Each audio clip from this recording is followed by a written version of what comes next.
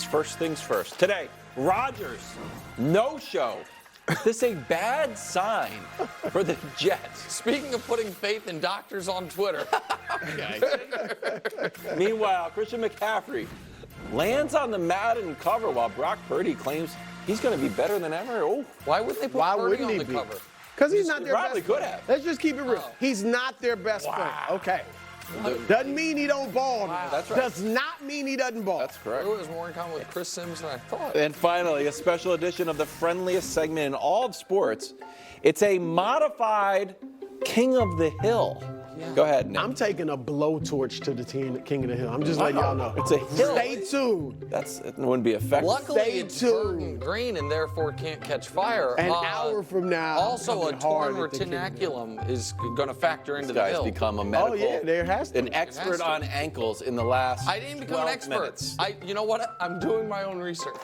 You actually are. It's quite frustrating. I'm just reading what I can. Exactly. It's the Wild is seatbelt for your concerned. ankle tendon. Wild I'm not is concerned. definitely I'm nervous. Terrified. I don't see any I'm out on doing sunglasses. your own research. Let I someone don't else see do any the sunglasses. research. We start with Lakers head coaching vacancy. The Lake Show fired Darvin Ham on May 3rd.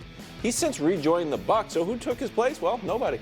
Just they fired the That whole was staff. ages ago. No what one's are there. they doing? Well, a tweet from Matt Norlander of CBS Sports said he found it interesting how lowly regarded the Lakers' job is within NBA circles. So hold on, Brew.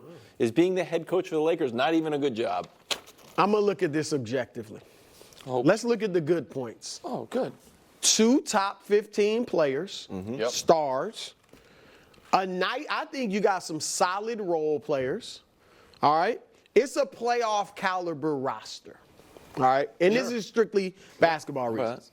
The bad. It's title or bust. Unfortunately. That's Bob. S-Bob, absolutely.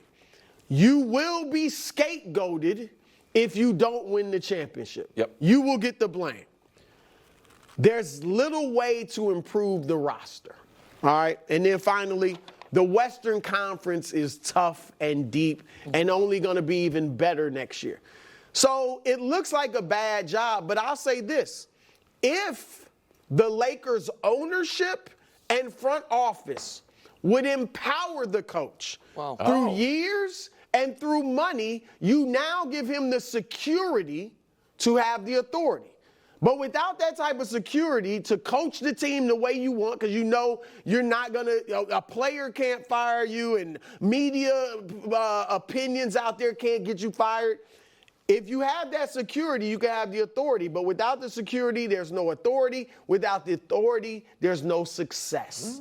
All right? So, look, the Clippers' job isn't a good job at this point. It's somewhat similar to the Lakers, but their players get hurt all the time with the Clippers. But Ty Lue has the security because of the money and the years that he can coach the team, and it's a good job. And you can't just say he's got a championship. Frank Vogel had a championship. He got fired. Yeah. All right? Darvin Ham got you to the in-season tournament championship, whatever that's worth. Western Conference Finals. He got fired. So you have to empower the coach. Otherwise, this is a bad situation where you're probably going to be gone in a couple of years. It's not a good job as long as Rob Pelinka's there. Yikes, man.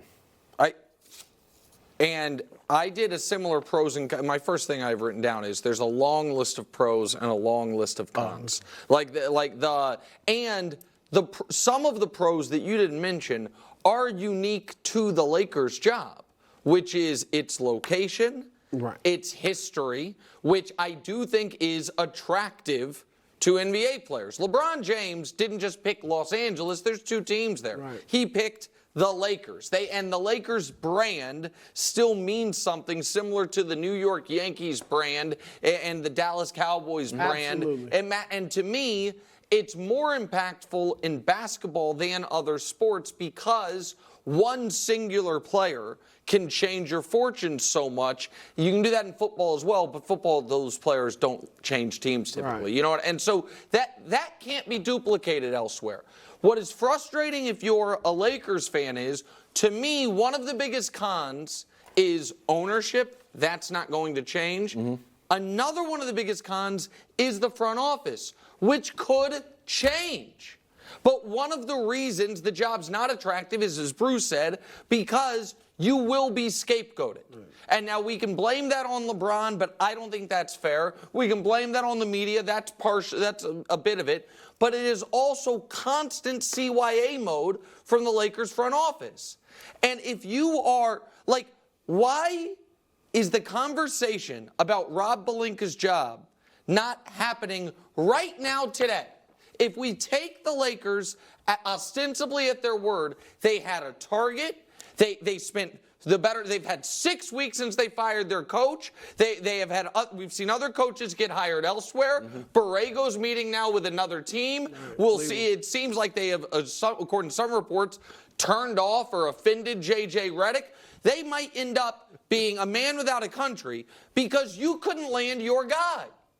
And what does he have to say about it? Well, nothing, because he doesn't hold press conferences. Yeah. When is he going to answer for any of this? Awkwardly, when you're announcing someone else? What is the evidence that we have that Rob Pelinka and this Lakers regime knows what they're doing?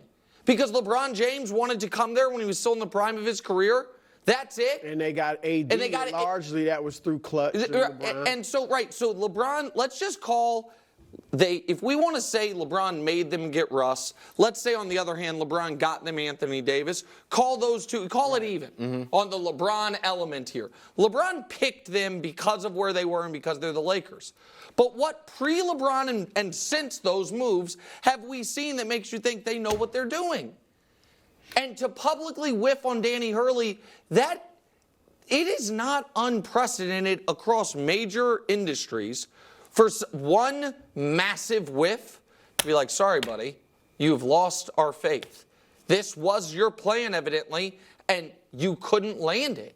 Like, you said it, Wilds. They let it negotiate on this guy's terms, and he spurned him, and he's out here recruiting for UConn today. Well, in that situation in particular, maybe Jeannie Buss was like, look, this is as high as we'll go.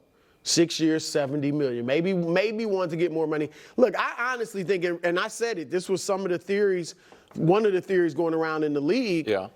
It really seems like Hurley used them to get a bigger contract. Right. Because he's probably not going to get more money. Probably get a little bit less from UConn. Yeah, it's going to be but less. He's going to go back. I think Woj was reporting around the edges on it. He doesn't have it but firm, it was, but it's less. And it should be noted, and I know other people have pointed this out, but I don't know if everyone, I mean, when you see Woj on TV, when he's not in studio, behind him is the book he wrote, which is on Danny Hurley's father. Oh, yeah. So there is obviously real connection there, long-time connection there with the family. And by the way, that's one of the things that makes Woj a good reporter. I'm not casting aspersions there, but he's very connected with Hurley. What's also true is, and we forgot it, or I forgot it yesterday when we were talking the money, Danny Hurley already turned down $11 million a year this cycle. That's what Kentucky offered him. So I just don't know why you thought that would get it done. And here's the other piece of it. Other NBA teams right now that aren't in the playoffs, is their coach working with the front office on draft prep? Are they talking about prospects? Are they formulating a plan if we draft this guy, if we don't?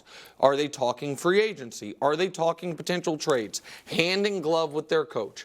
The Lakers have missed out on all of that.